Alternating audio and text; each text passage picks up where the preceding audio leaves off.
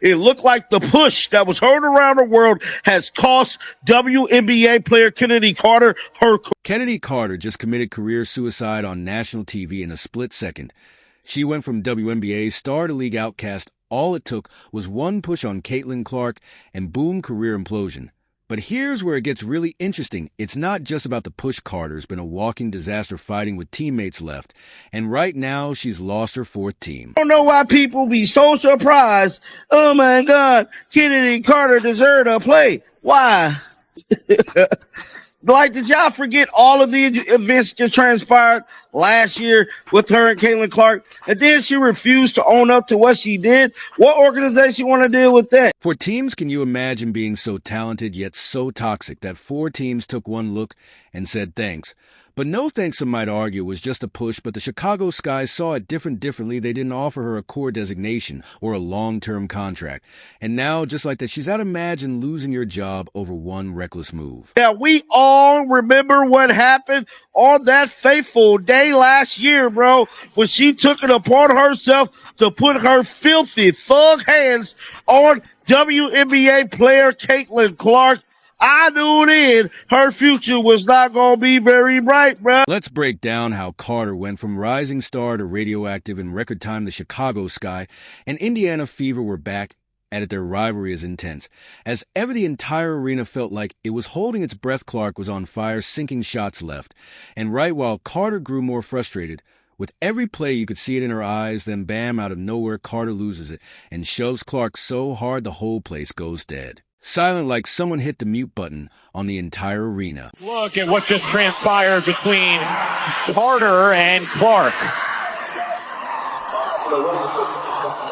I mean, that's clearly a foul. The refs are standing there shocked, and Carter is just standing there like nothing happened. But here's where it gets wild. Clark is just standing there looking confused, like, did that really just happen? One eyewitness said Clark looked like she couldn't believe what just went down.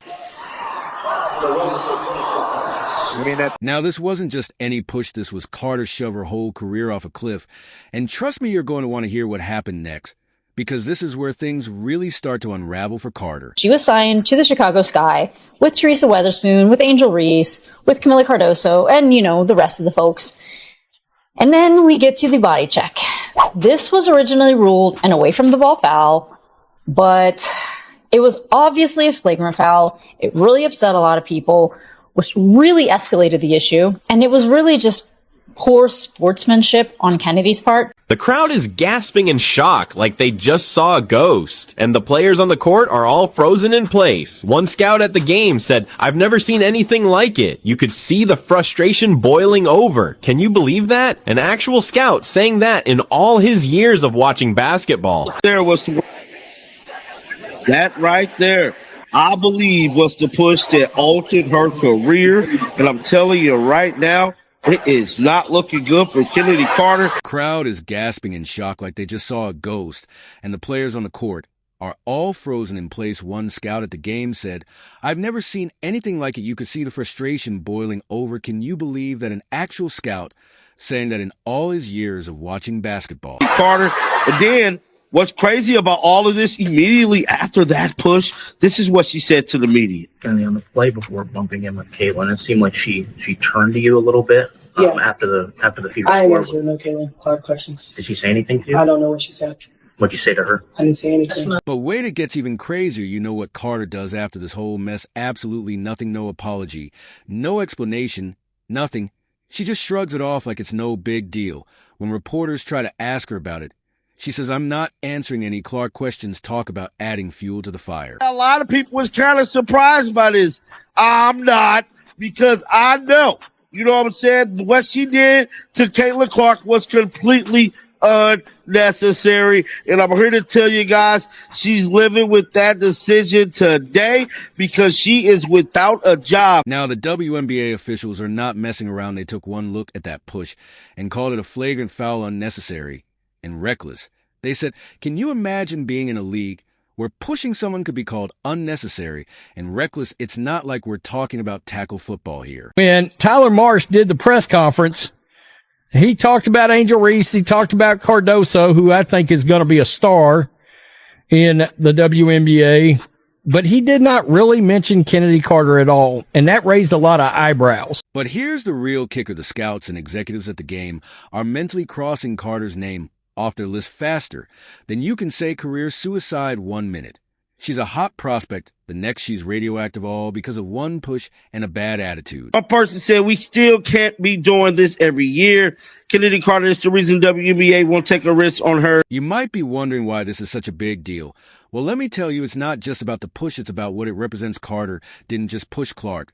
She pushed against everything the WNBA is trying to build: a league of role models, a league of professionals, a league that's finally getting the issue it deserves. And Carter just threw all of that out the window with both hands. She gets no offer to return from the Chicago Sky, which a lot of people have been feeling by her social media posts that she got quite offended by. Now, you might be thinking, okay, Carter messed up, but surely some team will give her another shot, right? Wrong, dead wrong. The Chicago Sky didn't just bench Carter. They completely cut ties with her. No long-term deal, no core designation. Nothing. They basically said, thanks for playing, now get out. Can you believe it? This is a team letting their leading scorer walk away without even trying to get something in return. That just doesn't happen in the W. There has not been a peep about anywhere that she could be landing in this free agency. So a lot of people, including myself, are wondering, is she worth the risk now? Well, now she's so toxic, Jims won't even pick up the phone when her agent calls. How does a top player become untouchable that fast? The answer is going to shock you. Come on. Cheer for your teammates, be a part of this team, and then ensues an altercation between the two where Chennedy Carter was sent to the locker room mid-game, of which afterwards, after the game, this is what has been reported. I guess Chennedy Carter wanted to fight Courtney Williams, like physically fight Courtney Williams, who backed away from this and was like, no way. So there was no actual physical altercation that happened. Now, it's not just about that one push. Carter's history runs deep, and it's uglier than we thought. She was an exceptional talent, graduating from Texas A&M and getting drafted by the Atlanta Dream as the #1 pick. But instead of building on a bright future, she chose to throw it all away. Let's get into it. Atlanta Dream did suspend her in the middle of the sophomore season, basically saying she was a detriment to the team and the team culture. So then the Atlanta Dream decided to trade her to the Sparks, the Los Angeles Sparks. That's right. Back when she was with the Atlanta Dream, she got into it with Courtney Williams. And I mean really got into it. Carter was ready to throw down right there on the court. And keep in mind, Courtney is one of the nicest people in the league, someone who avoids drama. Now imagine being so problematic that you start a fight with her. So what did the Atlanta Dream do? They had no choice. They suspended Carter and then shipped her off in a trade. She ended up playing a lot less minutes there, and the reasoning that these Sparks were saying that she was playing less minutes was because of poor conduct, and that was the 2022 season. Then in the 2023 season, the Sparks just decided to release her in the offseason. And it didn't stop there. When Carter landed with the Los Angeles Sparks, you'd think she learned her lesson, right? Nope. She ended up riding the bench because of, you guessed it, poor conduct. It's like she can't help but cause drama wherever she goes. Listen to this. None of the teams were willing to pick her up after that, so she ends up going over to Turkey, playing in Turkey, of which she balled out. So then the W team started looking at her again and being like, maybe we should give this person another chance. So she was signed to the Chicago Sky with Teresa Weatherspoon, with Angel Reese, with Camila Cardoso, and, the rest of the folks. Now, you might be wondering, how bad could it really be? Well, let me tell you, one WNBA executive, and I'm not making this up, said they wouldn't touch her with a 10-foot pole. That's how radioactive Carter's become. It's not just one team or one GM. It's the entire league giving her the cold shoulder. And look, maybe she's part of the culture problem, but that's very interesting. And here's the kicker: the Chicago Sky's decision to let Carter go without even trying to keep her. That's a red flag. So big you could see it from space, and the WNBA teams don't just let their top scorers walk away for nothing. When a team does that, it's because the locker room issues are so bad he'd rather have no player than deal with the drama. Chennedy Carter, she kept going back and forth to and from the bench, and I just kept waiting for her to come back in because she was the absolute most magnetic player on the court. She's listed at 5'9". I don't know why. In my memory, she was 5'8", but she's listed at 5'9". Does not come across as tall whatsoever, but she has hops. She has finishing. She does not have a three-pointer, but the way that she moves, she's I don't know if she's the fastest guard in the league. Think about it, Carter's talented, no doubt about it. She's got hop, she can finish at the rim. She's practically unguardable when she's on her game. But none of that matters if you're a nightmare to work with. Basketball's a team sport. And if you can't play nice with others, all the talent in the world won't save you. She can score. She can score with the lights out. I mean, she can. She's pure offense, a pure shooting guard, scoring guard, an instant offense. But if you're a team, do you really want her on the team? I wouldn't. So what's next for Chennedy Carter? Right now, she's an unrestricted free agent. But the phone isn't exactly ringing off the hook. Teams are running scared, worried about bringing that kind of drama into their locker room. It's a long fall from being a top draft pick to being radioactive in the league, and all because she couldn't keep her cool on the court. I mean, good luck. Good luck. I don't know who's going to take her. I don't know what teams are going to take her. No, I don't think she's going to the Indiana Fever. I mean, yeah, bring her in after what happened. I don't think so. Okay, so Carter's lost her spot on the team, but surely her teammates have her back. Right, wrong, we're talking full immunity here. And it's spreading like wildfire through the locker room. Players are coming out of the woodwork to spill the tea. And it's not pretty, you might think. Come on, it can't be that bad. But trust me, it's worse than you can imagine. Could there be a player in Chicago she wants to get away from? Can you imagine her wanting to leave a team to get away from somebody? Let's start with the bombshell, one of Carter's own teammates. And we're talking someone who shared the locker room with her said, she's a locker room cancer, we're better off without her. Can you believe it? This isn't some random bench player throwing shade. We're talking about star players, the ones who are supposed to have each other's backs no matter what.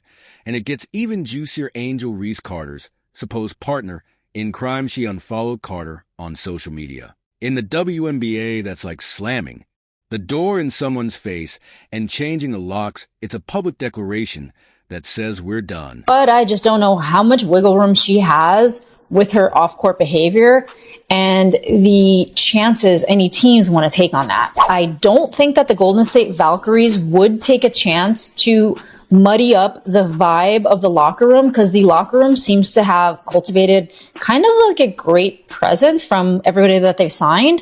And the Golden State Valkyries are a team that seems to be this future destination teams for a lot of players. And I think they are very much cultivating and working on that brand. So I don't see the Golden State Valkyries wanting to take that chance. But hold on, because it gets even crazier. Sources are saying that some players were pushing to get Carter gone before next season. Even started to imagine being so toxic that your own teammates want you out before you've even laced up your sneakers for the new season.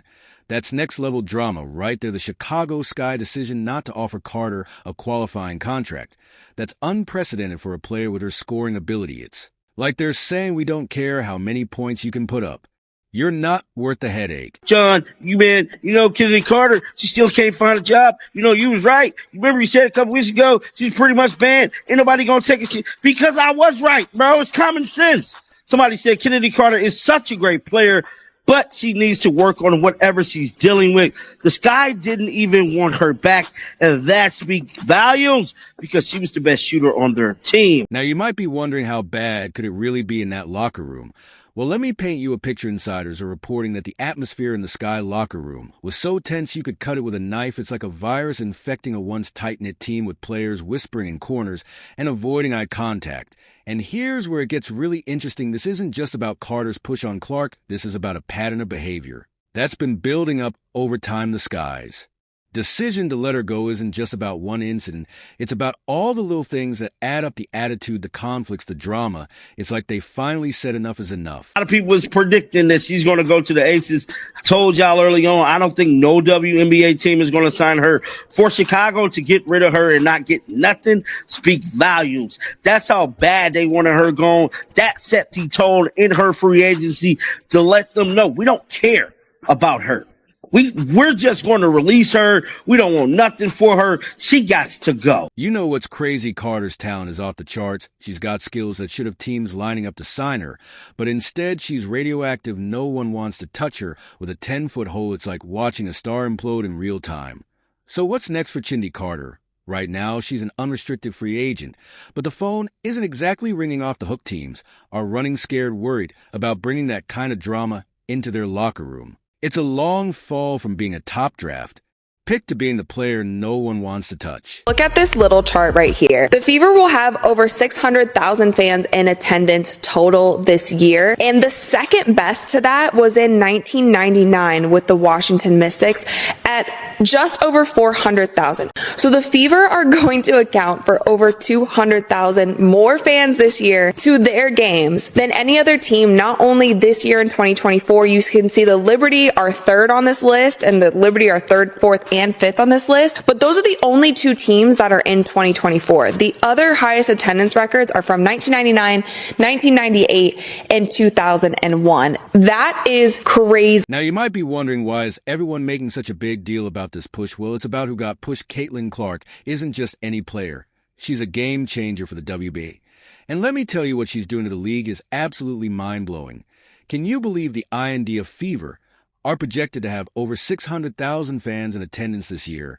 That's insane. The second best attendance ever was just over 400,000 back in 1999. Clark is packing arenas like never before.